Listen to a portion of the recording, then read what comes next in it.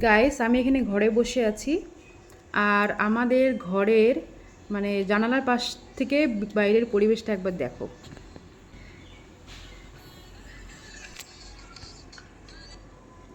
এত সুন্দর পরিবেশ জানালার থেকে, জানালা খুললেই এত সুন্দর পরিবেশ দেখা যায়। দাঁড়াও, তোমাদেরকে ব্যাক ক্যামেরা দিয়ে দেখাচ্ছি।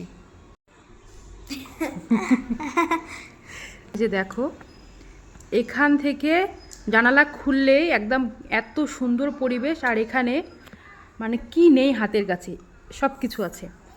এই যে দেখো, এখানে গাছটাতে, এই গাছটাতে কত পেঁপে ধরেছে। এই যে এখানে পেঁপে দিয়ে ভর্তি। তারপরে থাকলো গিয়ে ওই যে, এটা হচ্ছে করলার ক্ষেত। এখানে করলা আছে, করলা, এখানে করলার চাষ হয়েছে। এই দিকে আছে, এটা হচ্ছে তোরাই, এটা হচ্ছে তোরাই ক্ষেত। এই যে অনেক বড়, দেখো, এটা কিন্তু আমাদের না।